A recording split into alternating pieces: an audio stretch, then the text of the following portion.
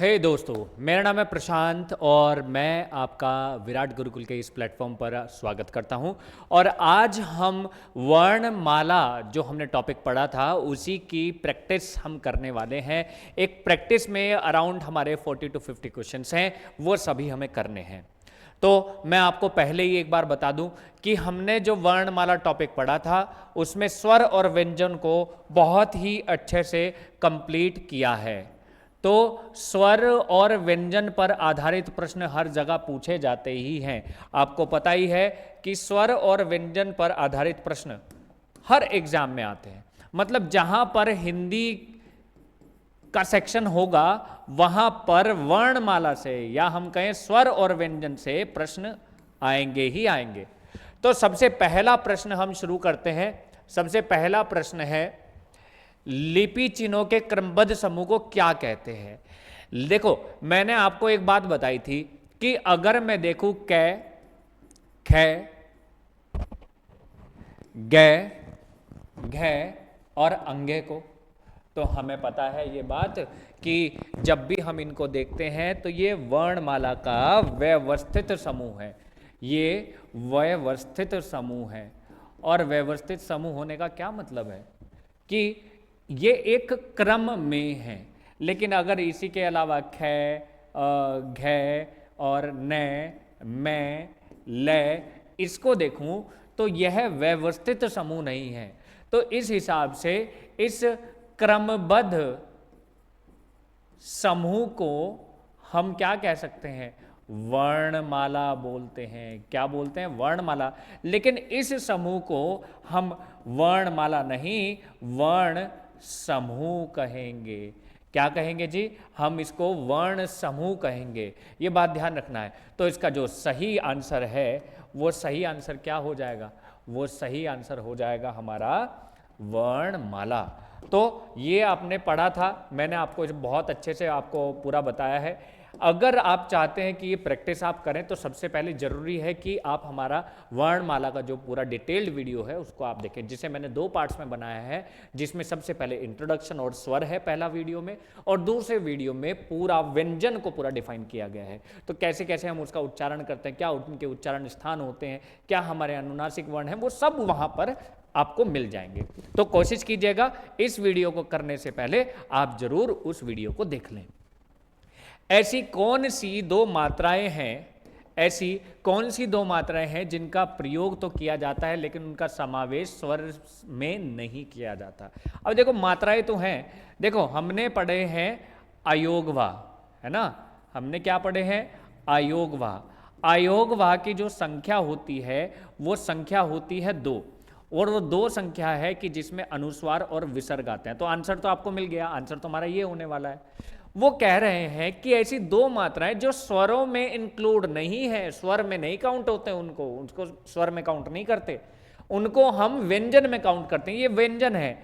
अयोगवाह का अर्थ है जिसका योग न हो लेकिन साथ रहे। योग न होने पर भी साथ रहने वाले जो वर्ण होते हैं वो हमारे अयोगवाह होते हैं। अब अयोगवाह में हमारे अनुस्वार और विसर्ग आते हैं। तो ऑप्शन नंबर सी यहां पर सही होने वाला है। चलिए, अब इसके बाद नेक्स्ट हमारे पास क्या है?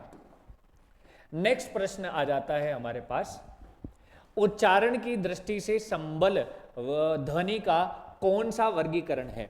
देखो भाई, अगर हम संबल को देखते हैं तो ये ऐसी ध्वनि है, ये ऐसी ध्वनि है संबल ध्वनि जो 2 व्यंजनों को, क्या जी, 2 व्यंजनों को एक ध्वनि द्वारा जोड़ देती है, एक ध्वनि द्वारा जोड़ देती है ना? ऐसी हमारी ये ध्वनि होती है जिसमें ये संबल शब्द आता है।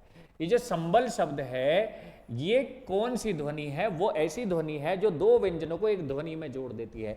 जैसे कि अगर हम संबल को लिखें तो संबल में स को, किसमें? इसमें स को और ब को, स को और ब को कैसे जोड़ रहा है? ये कैसे जोड़ रहा है? ये वो ध्वनि है म। तो ऐसी ध्वनि जो 2 व्यंजनों को एक ध्वनि से जोड़ दे वो कैसी होती है हमारी ध्वनि? वो कौन सी ध्वनि हमारी होती है? वो होती है संप्रक्त ध्वनि। संप्रक्त ध्वनि होती है, और ये है हमारी द्वित्व। फिर इसके बाद युग्मक ध्वनि। युग्मक का मतलब है जोड़ा, जो दो जोड़े जैसी हो जाए, जैसे कि मशक्कत, तो मशक्कत कहना इसका एग्जाम्पल बिल्कुल सही है। प्रसन्नता, अगर प्रसन्नता को देखें तो प्रसन्नता में भी दो न है, तो ये हमारी युग्मक ध्वनि है। संयुक्त ध्वनि का क्या मतलब है जी? संयुक्त ध्वनि जो होती है हमारी, कुछ ऐसी ध्वनि होती है जो दो को जोड़कर बनाई जाए। और इसी के अलावा हाँ, द्वित्व ध्वनि, द्वित्व ध्वनि हमारी युग्मक ध्वनि ही होती है। तो इसलिए सही आंसर जो है वो इसका वो क्या है? संप्रक्त ध्वनि। अगला प्रश्न, अगला प्रश्न आ जाता है, वर्णमाला में स्पर्श व्यंजनों की संख्या कितनी होती है? स्पर्श व्यंजन, स्पर्श व्यंजन वो होते हैं जिनके उच्चारण में जब इनका उच्चारण करते हैं तो जीभ कहीं ना कहीं स्पर्श होती है या किसी की तरफ उठती है, वो हमारे स्पर्श व्यंजन होते हैं। स्पर्श व्यंजन कै से मैं तक 5 वर्गों में होते हैं, 5 वर्गों में होते हैं। और ये 5 वर्ग है, कै वर्ग, चै वर्ग, टै वर्ग, तै वर्ग और पै वर्ग। कै चै टै तै पै, ये 5 वर्ग होते हैं, जिसमें कै से लेकर मैं तक 5 वर्णों को साथ लिए हुए हैं, ये 5 वर्ग। तो इसमें हमारे जो 5 और 5 वर्गों में होंगे तो 25 इसका सही उत्तर होगा। यहां तक क्लियर है? इसके बाद हम चलते हैं अगले प्रश्न पर। अच्छा प्रश्न है, बहुत ही इंपॉर्टेंट प्रश्न है, हर बच्चे को नहीं पता होता।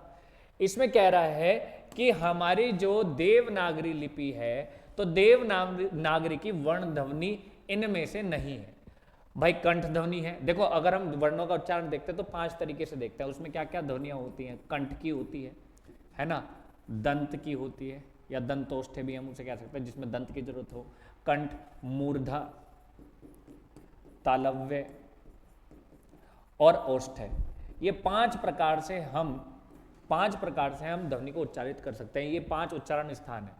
तो इसी तरीके से कंठ भी है, दंत भी है और मूर्धा भी है और ग्रीवा नहीं है, यानी कि यही हमारा सही आंसर होने वाला है। तो ऐसी कौन सी ध्वनि है? ऐसी ग्रीवा ध्वनि है जो देवनागरी की वर्ण ध्वनि नहीं है। अगला प्रश्न, किस व्यंजन का उच्चारण स्थान तालव्य है? अब ये तालव्य कौन से होते हैं? भाई देखो, हमें एक बात पता है कि जब हमने ये पढ़े हैं कै वर्ग, कै चै टै तै और पै, तो कै वर्ग होता है हमारा कंठ, इसके बाद चै वर्ग होता है हमारा तालव्य, और इसके बाद टै वर्ग होता है हमारा मूर्धा, और इसके बाद तै वर्ग होता है हमारा दंत, और प वर्ग होता है ओष्ठ। ये आपको पता होना चाहिए, बहुत ही इंपॉर्टेंट चीज़ है। अब वो पूछ रहा है किस व्यंजन का स्थान तालव्य है। तालव्य में अगर देखें, अगर मैं को देखो तो किस में आता है? पै वर्ग में आता है। अगर मैं को देखा जाए तो पै वर्ग में आता है। फिर इसके बाद झै को देखे तो किस में आता है? ये चै में आता है। फिर गै को देखे तो कंठे में आता है। नै को देखे तो किस में आता है? तै में। यानी कि हमें चाहिए तालव्य। तालव्य कहाँ है? ये रहा, तालव्य में चै वर्ग आता है, यानी कि चै, छै, जै, झै, ये सही उत्तर है। ये आपको पता होना चाहिए उच्चारण स्थान कहाँ पर है। ठीक है, उच्चारण स्थान पता होगा तभी आप इसका उत्तर लगा पाएंगे। अगला प्रश्न, जिस ध्वनियों की गणना न स्वर में की जाती है ना ही व्यंजन में, उन्हें क्या कहते हैं? अभी प्रश्न किया था, अभी जस्ट प्रश्न किया था, मैं आपको दिखा देता हूं। ये न तो स्वर है और न ही व्यंजन है, टॉपिक में ही पढ़ाया था, इसलिए कह रहा हूं वीडियो जरूर देख लेना। तो न तो स्वर है और न ही व्यंजन है, वो होते हैं हमारे अयोगवाह। अयोगवाह इसका सही उत्तर है। कैसे है? जैसे कि प्रातः है, मैंने यही एग्जाम्पल दिया था, एक बार और रिपीट कर रहा हूं ताकि आपको पता चल जाए। तो प्रा को मैंने अलग किया और त हलंत तोड़ा, ए को उससे अलग कर दिया और फिर विसर्ग लगा दिए। ये उसका टूट कर जो रूप हमारे सामने आया है, आपके सामने लिखा है। अब उसने कहा अयोगवाह, जो न स्वर में गणना की जाए ना व्यंजन में, वो हमारे अयोगवाह है। बिल्कुल, क्योंकि स्वर अगर होता तो यह इसकी स्वतंत्र गति होती, ये खुद से बोला जाता नहीं, इसे स्वर की जरूरत है। और अगर ये व्यंजन होता, तो पहले ये व्यंजन की तरह आता, उसके बाद स्वर आता, लेकिन यहां तो उल्टा ही होता। कैसे उल्टा होता? कि पहले स्वर है और बाद में अगर इसको व्यंजन माने तो बाद में आया, है ना, तो ये बाद में आया, यानी कि ये दोनों ही नहीं है, ना स्वर है ना व्यंजन है। ऐसे में हम इसको क्या सही कंसिडर करेंगे? अयोगवाह। अयोगवाह ऐसे होते हैं जिनकी ना तो स्वर में गिनती होती है और ना ही व्यंजन में। जिन स्वरों के उच्चारण में दो मात्रा का समय लगता है, या ह्रस्व या कहें ह्रस्व स्वर से दुगना समय लगता है, वो कौन से होते हैं? हर्ष तो लघु और मूल होते हैं। प्लुत ऐसे होते हैं जिनका उच्चारण दो मात्रा से ज्यादा लगता है, यानी कि सही उत्तर है गुरु। अगला, विसर्ग का उच्चारण स्थान क्या है? विसर्ग जो होता है की तरह उच्चारित होता है, और है जो होता है वो होता है काकल्य, कंठ भी हम इसको बोलते हैं। तो इसका जो सही उत्तर होने वाला है वो क्या होने वाला है? कंठ। ध्यान रखना है, ये प्रश्न बहुत इजीली आप कर लेंगे अगर आपको थ्योरी अच्छे से आती है तो। अगला, प्रत्येक वर्ग का प्रथम और द्वितीय वर्ण क्या होते हैं? देखो मैं एक कै वर्ग लिख देता हूं, जैसे कि कै, ख, ग, घ और अंग, ये हमारे 5 हैं। इनमें हम जब भी इनको देखते हैं तो हमारे मन में ये आता है कि पहला दूसरा व्यंजन या तीसरा चौथा पांचवा व्यंजन, या पहला तीसरा पांचवा व्यंजन या दूसरा चौथा व्यंजन, में बहुत कन्फ्यूजन रहता है। तो कन्फ्यूजन रहने का सिर्फ एक ही कारण है, क्योंकि हमने बहुत अच्छे से नहीं पढ़ा है। तो जरा ध्यान देना है। अब जब भी हमें बात आ जाए घोष की और सघोष की, या फिर महाप्राण या अल्प प्राण की, तो हमें बात ध्यान रखनी है। जब भी हम अघोष की बात करते हैं तो अघोष होते हैं हमारे 13, अघोष होते हैं हमारे 13, जिसमें पहला और दूसरा वर्ण, मतलब हर वर्ग का पहला और दूसरा, यानी कि इसका कै और इसका ख, ये प्लस शय, शय, से, ये सभी वर्ण हमारे कैसे होते हैं? अघोष होते हैं। तो पहला दूसरा, यानी कि अगर हम देखें प्रथम पहला और द्वितीय दूसरा, हर वर्ग का, हर प्रत्येक वर्ग का, यानी कि कै, ख, चै, छ, और इसके बाद टै, ठै, तै, थै, पै, फै, ये सभी के सभी, और शै, शै, सै, ये सभी के सभी क्या होते हैं? हमारे अघोष होते हैं। तो आपको ये पता होना चाहिए हमारे कौन से अघोष हैं, कौन से सघोष हैं। निम्नलिखित में अंतस्थ व्यंजन, अंतस्थ मतलब जो अंत्य, अंत्य का मतलब भीतर, जो भीतर से उच्चारित होते हैं, जो शुरुआत में जब हम इनको बोलते हैं तो ये ई और ऊ की तरह उच्चारित होते हैं, जैसे कि य और वह, ये तो हो जाते हैं हमारे अर्धस्वर। फिर हमारा हो जाता है लुंठित, और फिर हो जाता है पार्श्विक, यानी कि यही हमारे अंतस्थ हैं। अंतस्थ व्यंजन वो होते हैं जो जिनका जब हम उच्चारण करते हैं तो मुंह के भीतर ही ये रहते हैं। इसके बाद अगला प्रश्न है, औष्ठ्य वर्ण किस विकल्प में है? हमने पढ़ा था कै तो हमारा होता है कंठ, फिर हमारा चय होता है तालव्य, फिर इसके बाद तय होता है मूर्धा, और तय वर्ग होता है हमारा दंत, और इसी के बाद पै वर्ग होता है हमारा ओष्ठ। तो सही उत्तर क्या होगा? पै वर्ग, ओष्ठ। सही उत्तर है कै, ए उत्तर हमारा सही है। इसके बाद नेक्स्ट आ जाता है कि जब एक ध्वनि का द्वित्व हो जाए, अभी जस्ट हमने किया था, जब द्वित्व हो जाए तो वो कौन सी हमारी ध्वनि होती है? मैं इसको दिखा देता हूं आपको। द्वित्व ध्वनि वाला हमने जस्ट अभी किया था, ये रहा। जब द्वित्व हो जाए तो हमारी कौन सी ध्वनि होती है? वो होती है युग्मक ध्वनि, वो हमारी होती है युग्मक ध्वनि। अब युग्मक ध्वनि पहला ही हमारा उत्तर है। संयुक्त ध्वनि वो जो संयुक्त दो वर्णों का संयुक्त रूप जो हो जाता है तो वो होता है संयुक्त। संप्रक्त ध्वनि वो होती है जब दो व्यंजन या दो वर्ण एक ही ध्वनि से जुड़ जाए तो उसको हम बोलते हैं पारस्परिक ध्वनि का कुछ यहाँ पर यूज नहीं है। अगला देखिए, नेक्स्ट है रै का विवरण बताइए। भाई रै वर्ष से होता है, इसके बाद लुंठित होता है, ये मिल गया, बाकी में तो लुंठित है ही नहीं। हाँ, तो ए ऑप्शन हो जाएगा। सघोष अल्प प्राण व्यंजन ये दोनों होते हैं। रै लुंठित होता है, लय पार्श्विक होता है, य और वह अर्धस्वर होते हैं। जस्ट अभी पिछला ही प्रश्न हमने किया था। इसके बाद निम्न में से कौन सा समूह सही नहीं है? सही नहीं है, ओष्ठ है, बिल्कुल सही है। चय, मूर्धन्य, ये मुझे सही नहीं लग रहा है। कंठ है, बिल्कुल सही है। वट है, नैल है। वट से क्या होता है? वट से होता है दंत प्लस मसूड़ा, दंत प्लस मसूड़ा, यानी कि इसमें दांत और मसूड़े की जरूरत पड़ती है वत्स्य में। वत्स्य का मतलब होता है दंत प्लस मसूड़ा। बोल के देखो, न न, तो जो पीछे के दांत है और जो मसूड़ा है उस पर टच होगा। जैसे कि ये पीछे के दांत है मेरे, है ना, ये देखो, ये पीछे के दांत है और ये ऊपर का मसूड़ा, इस तरीके से। तो मेरी जीभ जो है वो कैसे टच करेगी? यहाँ करेगी, यहाँ टच करेगी। कहाँ टच करेगी? यहाँ पर टच करेगी। ये बात ध्यान रखना है। ये ऊपर वाला मसूड़ा, ये नीचे वाला दंत है, तो हमारी टच कहाँ करेगी? यहाँ करेगी। बोल के देखो, न, ल, र, से, सब यहीं टच होने वाले हैं। जब सब यहीं टच होंगे तो वो कौन सा होगा? वर्ड से होगा। तो सही उत्तर क्या है? मूर्धन्य, क्योंकि मूर्धन्य नहीं, ये सभी होते हैं तालव्य। चय वर्ग हमारा तालव्य होता है। क्या होता है जी? तालव्य होता है। अगला नेक्स्ट प्रश्न देखिए।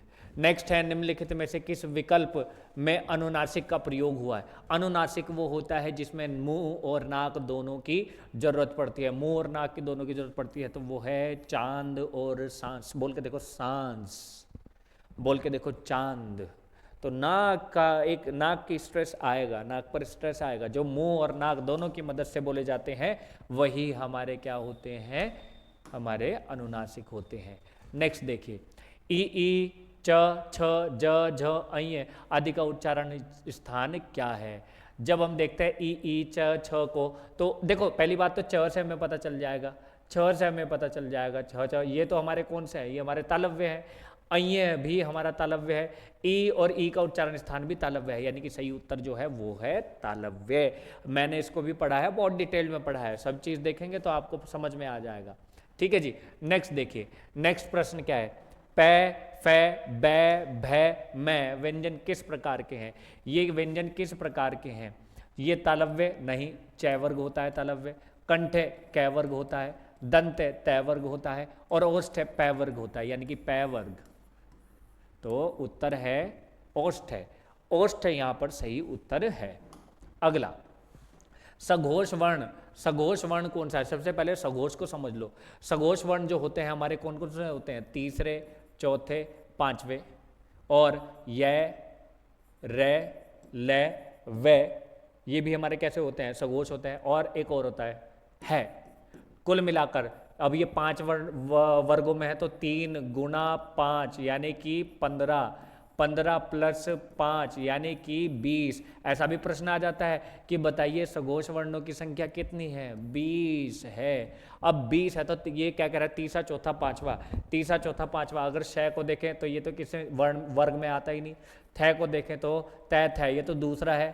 पै को देखो तो ये तो पहला है। तो हमें चाहिए तीसरा, चौथा, पांचवा, यानी कि बै। ये किस में आता है? पै, फै, बै, यानी कि तीसरा वर्ण हमें देखने को मिल रहा है और यही हमारा सघोष वर्ण है। ये बात ध्यान रखनी है, इंपॉर्टेंट है कि कौन से में कितने वर्ण हमारे वर्ण आते हैं।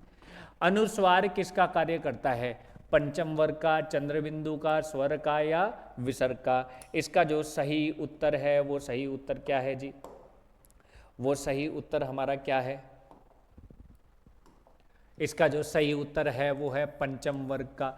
इसका जो सही उत्तर है वो क्या है? पंचम वर्ग का, क्योंकि अनुस्वार का जो प्रयोग होता है वो 5वें वर्ण की जगह लेता है। वो 5वें वर्ण की जगह लेता है। एक हमारे जो व्याकरण हुए हैं, मतलब जो व्याकरण जिन्होंने लिखी है उन्होंने बताया है। मैंने आपको क्वेश्चन भी करवाया था, श्यामा प्रसाद दास, है ना। तो उन्होंने पंचम वर्ण का एक तरीके से उसको कहा है कि आप पंचम वर्ग का यूज कर सकते हैं किसी भी मतलब पंचम वर्ण की जगह आप अनुस्वार का प्रयोग कर सकते हैं। तो ये ध्यान देना, इसको देख लेना आप।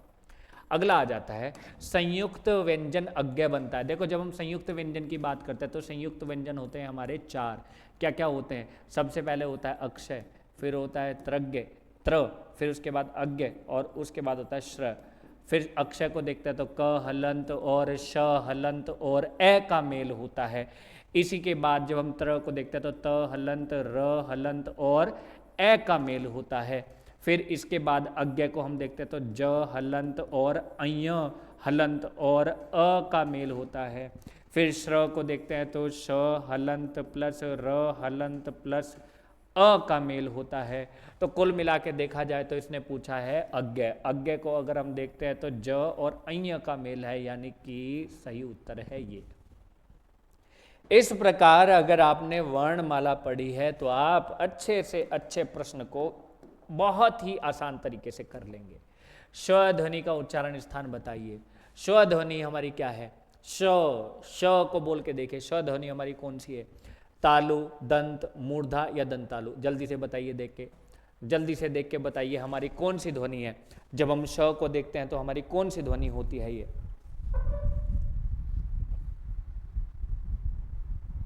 जब हम श को देखते हैं तो कौन सी ध्वनि है? श ध्वनि का उच्चारण स्थान क्या होता है? जल्दी से मुझे बताइए आप, श ध्वनि का उच्चारण स्थान कौन सा होता है?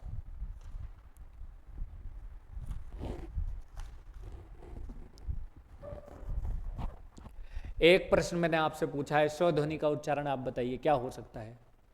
श ध्वनि का उच्चारण हम देखते हैं तो दंते, अगर दंते को देखें तो हमारे दंत में कौन से वाले आते हैं? दंत में हमारा आता है तय वर्ग, तय, थ, द, ध और न, ठीक है। और इसके बाद तालु को देखते हैं तो हम तालु में देखते हैं च वर्ग आता है, च, छ, ज, झ, और इसके बाद क्या आता है जी? अय्य, नहीं हो सकता।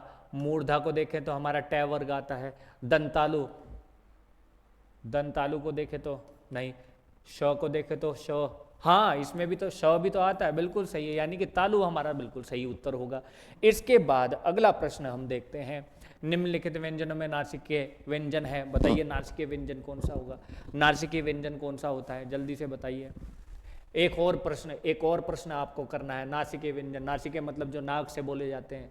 नासिकीय व्यंजन जब भी हम देखते हैं तो हमारे पांचवे जो वर्ण होते हैं, पांचवा वर्ण हर वर्ग का वो होता है। क्या ढ पांचवा वर्ण है? नहीं। क्या श पांचवा है? नहीं। क्या च पांचवा है? नहीं। हमारा पांचवा है न। न जब भी आता है तो किस में आता है? तय वर्ग में आता है। तय, थ, द, ध और न। अगला प्रश्न, कंठे ध्वनि कौन सी है? कंठे ध्वनि का अगर हम उदाहरण देखें तो कंठे ध्वनि हमारी कौन सी होती है? कंठे ध्वनि होती है कै। जब च को देखते हैं तो तालु की ध्वनि है, तालव्य। ट को देखते हैं तो मूर्धा, और इसके बाद जब तय को देखते हैं तो तय कौन सी होती है हमारी? हमारी तय होती है दंत। तो कै सही उत्तर है। अगला प्रश्न है, किस समूह के वर्णों का उच्चारण स्थान मूर्धा है? मूर्धा जो है वो है टैठ है ना? टैठ है कहीं है क्या? हाँ ये रहा, टैठ है तो री भी मूर्धा है, श षटकोणीय श ये भी मूर्धा है, बिल्कुल सही उत्तर है। कौन सा हो जाएगा? बी उत्तर बिल्कुल सही हो जाएगा। इसके बाद कौन सी दो ध्वनियों को अयोगवाह कहते हैं? प्रश्न मैंने करवा चुका हूं मैं आपको, आप मुझे एक बार देख के बताइए कौन सा हो सकता है, कौन सी ध्वनि। कमेंट सेक्शन में आप इसको जरूर करेंगे कि कमेंट सेक्शन में मुझे इसका 26वां क्वेश्चन नंबर है 26, तो इसका आंसर लिख के बताएंगे। बताइए अनुस्वार या विसर्ग होगा, ह्रस्व या स्वर या दीर्घ स्वर होगा, या फिर अनुनासिक या निर्नासिक होगा, या प्लुत या विसर्ग होगा? जल्दी से बताइए इसका आंसर, आप बताएं जल्दी से, जल्दी से। प्रश्न का उत्तर सुनने से पहले आप वीडियो को पॉज कर लें और चाहे इसका आंसर लिख दें, उसके बाद आंसर देखिए इसका।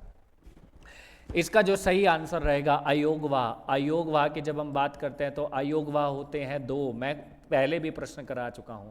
इस अयोगवाह में अयोगवाह की संख्या होती है दो, जिसमें एक तो आता है अनुस्वार और दूसरा आता है विसर्ग। तो अनुस्वार और विसर्ग ये हमारे दो होते हैं। उत्तर नंबर ए, उत्तर का कौन सा उत्तर सही है? उत्तर ऑप्शन नंबर ए सही है, अनुस्वार और विसर्ग। अगला प्रश्न देखिए, इनमें से कौन सी ध्वनियां संयुक्त ध्वनियां हैं?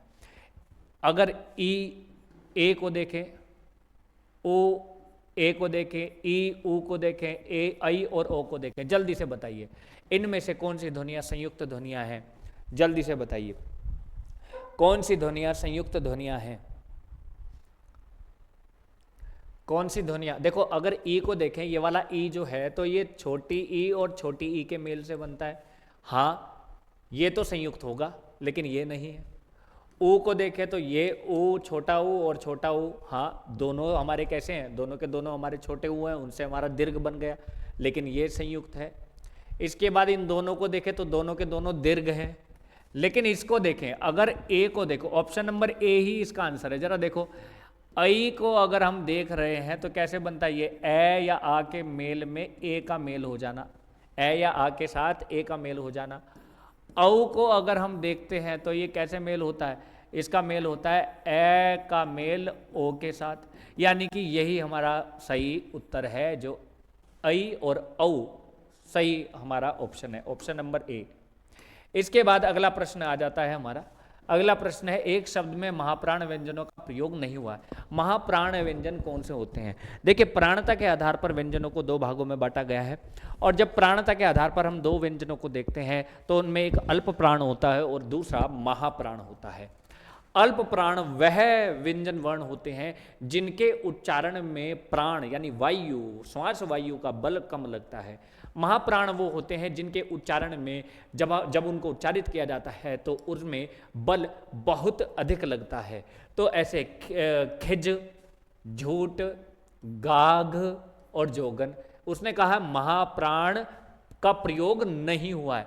खिज, ख, है ना, झूठ, घाघ, ये सभी कैसे हैं हमारे, ये सभी के सभी हमारे महाप्राण हैं। सबसे पहले आपको ये भी पता होना चाहिए हमारे महाप्राण व्यंजन कौन से होते हैं। जब भी हम महाप्राण व्यंजनों को देखते हैं तो हमें महाप्राण व्यंजनों में ध्यान रखना है कि श, श, स, ह, और हर वर्ग के दूसरे और चौथे वर्ण हमारे महाप्राण होते हैं। हमारे दूसरे और चौथे वर्ण कैसे होते हैं, महाप्राण होते हैं। यानी कि अगर देखें तो ये भी चौथा है, ये दूसरा और चौथा है, ये चौथा है, ये दूसरा है, और लेकिन जोगन को अगर देखें तो यही सही उत्तर है जिसमें एक भी महाप्राण व्यंजन का प्रयोग नहीं हुआ है। तो ध्यान रखना है, ये हमारे क्या है, ये सभी के सभी हमारे क्या हैं, महाप्राण हैं। और महाप्राण की अगर संख्या पूछ रहे तो 2 और 4 यानी कि 10 तो ये हो गए और 4 ये हो गए, यानी कि 14 महाप्राण वर्ण होते हैं। संख्या पूछ लेता है कई बार, तो वो भी आपको पता होना चाहिए। इसके बाद इनमें से बै की ध्वनि कौन सी है? बै की ध्वनि, अरे सीधा सीधा है, ओष्ठ है, हमारा पै वर्ग में आता है। पै, फै, बै, भै और मैं, ये हमारी ध्वनियां हैं। अगला प्रश्न है ओष्ठ है, अल्प प्राण, घोष, वर्ण का उदाहरण कोष्ठ है, कौन सा है? अब ओष्ठ होना चाहिए, अल्प प्राण होना चाहिए। देखो अभी देखो, अब ये वाला जो था हमारा ओष्ठ है, ओष्ठ में कौन कौन से आता है? पै, फै, बै, भै और मैं। अब इससे पहला प्रश्न देखो, महाप्राण कौन से होते हैं? दूसरे और चौथे, यानी कि दूसरे और चौथे को अगर देखें तो क्या अब देखो दूसरा और चौथा यानी कि ये और ये, यानी कि बै की बात हो रही है ना। बै क्या है हमारा? बै को अगर हम देखें तो किस में चला जाएगा? अब देखो यहाँ पे ये तो हमारे महाप्राण हो गए। महाप्राण कौन से होते हैं? दूसरा चौथा होता है। तो दूसरा और चौथा को देखें तो पै, फै और बै, भै और मैं, दूसरा और चौथा, यानी कि ये और ये हमारे कौन से होते हैं? महाप्राण होते हैं। हमें चाहिए अल्पप्राण, यानी कि भै गया, फै गया। अब हमारा कौन कौन सा बचा है? ये पहला, तीसरा और पांचवा, यानी कि बै बचा है, पै बचा है और मैं बचा है। अब अल्पप्राण तो हो गया, ओष्ठे भी हो गया। अब घोष को देखो, अब घोष हमारे कौन से होते हैं? घोष हमेशा तीसरे, चौथे और पांचवे। कौन कौन से होते हैं घोष हमारे? घोष होते हैं तीसरे, चौथे और पांचवे। अब तीसरे, चौथे, पांचवे यानी कि ये, यानी कि बै उत्तर सही है, क्योंकि पहला तो होता नहीं है। तो बै उत्तर बिल्कुल सही है। तो इस तरीके से हमें इनको पहचानना है। ओष्ठ में देखना है पहले, अल्पप्राण में देखना है, घोष में देखना है, तो सही उत्तर आपको मिल जाएगा। अगला है, हिंदी में अल्पप्राण वर्णों की संख्या कितनी होती है? अरे बहुत ही बढ़िया प्रश्न है। अल्पप्राण वर्णों की संख्या पूछ ली है। अल्पप्राण वर्णों की संख्या कितनी होती है? देखो अल्पप्राण को अगर देखें तो पहला, तीसरा और पांचवा, पहला, तीसरा और पांचवा, प्लस य, रे, ले और वै। तो अगर हर वर्ग में 3 है तो 3 पंजे 15 तो ये हो गए और 4 ये हो गए, यानी कि इक्वल जो आता है 19, यानी कि सही उत्तर है हमारा डी। 19 हमारे क्या होते हैं? अल्पप्राण वर्णों की संख्या होती है। नेक्स्ट देखिए, नेक्स्ट है मूर्धन्य अल्पप्राण घोष होने चाहिए। सबसे पहले तो मूर्धन्य देख लो कौन सा है। मूर्धन्य होता है हमारा टै वर्ग, टै, ठै, डै, ढै और अण। अब देखो इसमें टै, ठै, डै, ढै, अण मिल रहा है क्या? रै हमारा, हाँ अच्छा, मूर्धन्य देखे तो वो तो वर्ड से होता है।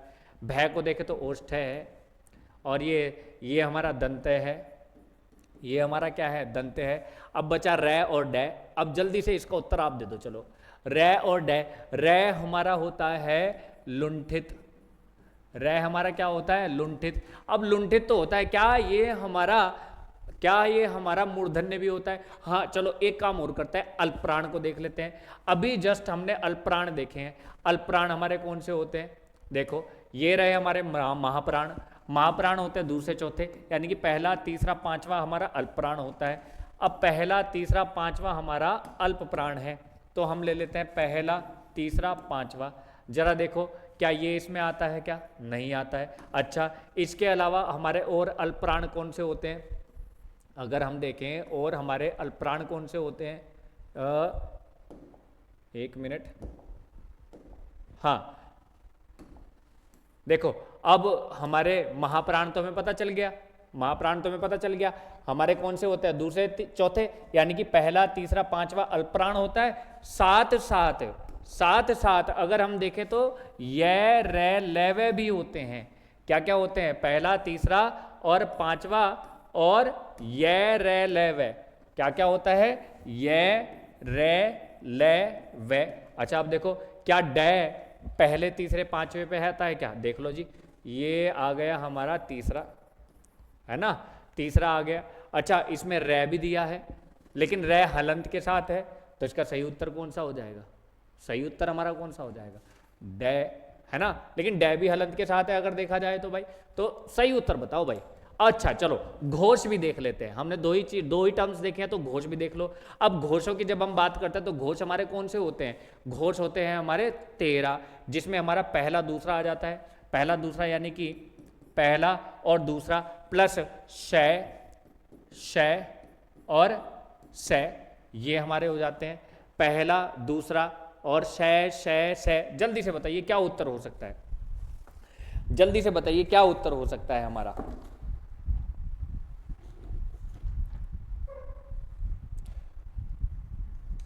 क्या उत्तर हो सकता है हमारा? इनका उच्चारण स्थान बताइए। रे, डे, भे, धे। अब मैंने आपको इतने सारे हिंट दे दिए, एक बार मुझे जल्दी से बता दीजिए सही उत्तर क्या होगा इसका। टे, ठे, डे, ढे और अणे। जल्दी से बताइए क्या सही उत्तर होने वाला है इसका? क्या हमारा सही उत्तर हो जाएगा इसका? जल्दी से बताइए। इसका जो सही उत्तर है हमारा, अगर हम सही उत्तर को देखें इसको, देखो यहां पे ना मुझे लगता है ये दो उत्तर हैं। कौन कौन से हैं? एक तो रे है और एक डे है, क्योंकि ये भी घोष है, अल्पप्राण है, मूर्धन्य है, यानी कि इसमें दो उत्तर हैं। इसमें दो उत्तर हैं, इसी वजह से कंफ्यूजन थोड़ा हो रहा था, जिसमें रे और डे दोनों के दोनों हमारे उत्तर हैं। ध्यान रखना है, दोनों हमारे उत्तर हैं, तो ये ध्यान रखना है। शायद मुझे लगता है किसी एग्जाम में आया हुआ है, शायद यूपीएससी का एग्जाम है जिसमें ये ऑब्जेक्शन वाला क्वेश्चन था, तो ध्यान रखना है, इसी वजह से कंफ्यूजन हो रहा था। चलिए अगला प्रश्न देखते हैं। अगला है, इनमें से किसके बिना कोई व्यंजन उच्चारित नहीं हो सकता? बहुत ही इजी प्रश्न है, बहुत ही इजी क्वेश्चन है, जल्दी से इसका उत्तर दीजिए। क्या इसका सही उत्तर हो सकता है? स्वर के बिना, उपसर्ग के बिना, अनुस्वार के बिना, विसर्ग के बिना। कोई भी व्यंजन जब उच्चारित होता है जब उसमें स्वर जुड़ा होता है, यानी कि इसका सही उत्तर होगा क्या? स्वर के बिना।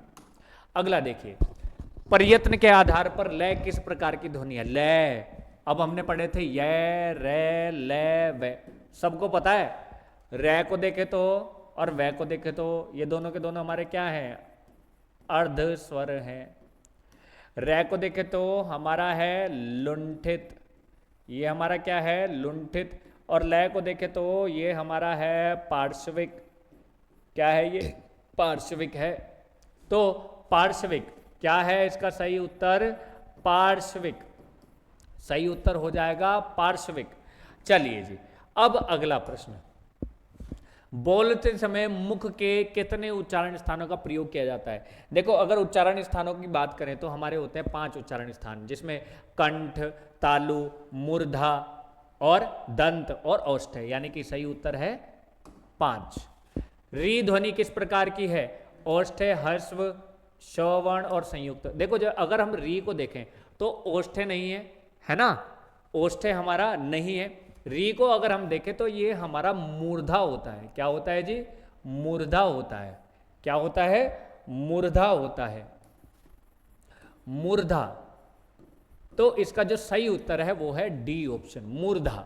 ठीक है, कुछ करेक्शन है, कोई दिक्कत नहीं है, कोई इतना बड़ा इशू नहीं है, बस वो कई बार करेक्शन की जरूरत होती है। तो उसके बाद ख, ग और फ ध्वनियाँ किस प्रकार की भाषा है? ये हमारी अरबी और फारसी भाषा है। कौन सी भाषा है? हमारी अरबी और फारसी भाषा है। ठीक है, फारसी भाषा में से ये आगत व्यंजन है हमारे। कौन से हैं? आगत। ये हमारे कौन से हैं? आगत व्यंजन है। देखो, इनकी खास बात यह है, इनकी पहचान ये है कि इनके नीचे नुक्ता लगा हुआ है, बिंदी लगी हुई है। ख के नीचे बिंदी, ग के नीचे बिंदी, फै के नीचे बिंदी। इस बिंदी को हम क्या बोलते हैं? नुक्ता भी बोलते हैं। क्या बोलते हैं जी? नुक्ता भी बोलते हैं। चलिए अगला प्रश्न, ठ की ध्वनि किस प्रकार की है? मूर्धन्य ध्वनि है, क्योंकि ट वर्ग जो होता है हमारा मूर्धन्य होता है। इसके बाद ई उ और री, सॉरी ई उ किस प्रकार के स्वर हैं? जल्दी से बताइए। अर्ध स्वर है, संवृत है, अर्धविवृत है या विवृत है? इसका सही उत्तर बताइए। बहुत ही आसान है, बहुत ही आसान, बहुत ही इजीली। अर्ध संवृत, अर्धविवृत, विवृत और संवृत मैंने आपको पढ़ाए थे, जिसमें मुंह के खुलने के आधार पर हमने इनको देखा था। तो क्या हो सकता है? जल्दी से बताइए। विवृत हो सकता है, संवृत हो सकता है या अर्धविवृत हो सकता है? जल्दी से बताइए क्या हो सकता है। बहुत ही आसान प्रश्न है, बहुत ही आसान प्रश्न है। अर्ध संवृत और संवृत और विवृत और अर्धविवृत, इनकी पूरी डेफिनेशन मैंने बताई थी। ठीक है, ये शायद हमारा सेकंड लास्ट प्रश्न है। हाँ, ये सेकंड लास्ट प्रश्न है। इसका कमेंट, इसको आप मुझे कमेंट में बताएंगे कि इसका सही उत्तर क्या होगा। तो ये आपका काम है कि आप 39 का आंसर कमेंट में देंगे, इसका आंसर कमेंट में देंगे। अगला प्रश्न नेक्स्ट है, जब दो व्यंजन एक साथ मिलते हैं तो उन्हें क्या कहते हैं? जब दो व्यंजन एक साथ मिलते हैं, अंतस्थ नहीं, महाप्राण नहीं, अल्पप्राण नहीं, संयुक्त। बिल्कुल सही। तो कुल मिलाकर हमने कुल कितने प्रश्न देखे? 40 प्रश्न देखे हैं और बहुत ही अच्छे से मैंने आपके सामने डिस्कस किया है। मैंने आपको कुछ प्रश्नों पर टाइम भी दिया कि आप इन प्रश्नों को करके देखें कि कैसे इसका हम आंसर दे सकते हैं। अगर सपोज 3 चीज़ें पूछ ले, बताइए मूर्धन्य, अल्पप्राण, है ना, और घोष, क्या ये इनमें से कौन सा व्यंजन है? तो वो आपको देखना पड़ेगा। इनको देखने के लिए सबसे पहले जरूरी है कि आपके बेसिक्स बहुत अच्छे हो जाएं। अगर आपके बेसिक बहुत अच्छे हैं तो आप इजीली ये प्रैक्टिस आराम से कर लोगे। इसके लिए हम क्या कर सकते हैं? इसके लिए हम आपके लिए बेस्ट क्या कर सकते हैं? जो मैंने पहले से ही किया हुआ है, वो क्या किया हुआ है? वो ये किया है कि आपको इसका पूरा टॉपिक पहले ही मिल जाएगा हमारे वीडियो सेक्शन में। वीडियो सेक्शन में जब आप जाएंगे तो आप वर्णमाला वहां पर देखेंगे, और वर्णमाला जब आपको दिखाई देगा, जब आपको वर्णमाला वहां पर दिखाई देगा तो उसकी वीडियो नंबर 1 है और वीडियो नंबर 2 है। ठीक है, तो ये आपको चेक करना है। मैं बता रहा हूं, video number 3 and 4, video number 3 and 4 ये हमारा है, वर्णमाला का है। आप इसको चेक कीजिए हिंदी में। ठीक है, चलो फिर मिलते हैं नेक्स्ट टॉपिक के साथ अगली बार, अगली क्लास में। और उस टॉपिक को हम शुरू करेंगे संधि के साथ। तो संधि अगर पढ़ना है तो वर्णमाला बहुत अच्छा होना चाहिए। और अगर आपको ये हमारा वीडियो बहुत पसंद आया हो, अगर आपको पसंद आया है तो आप इसको लाइक कीजिए, साथ ही शेयर कीजिए अपने फ्रेंड सर्कल में, और हमारे विराट गुरुकुल के इस प्लेटफॉर्म को सब्सक्राइब कीजिए ताकि ऐसी वीडियोस और भी बहुत सारी मिलती रहें आपको। चलिए, धन्यवाद।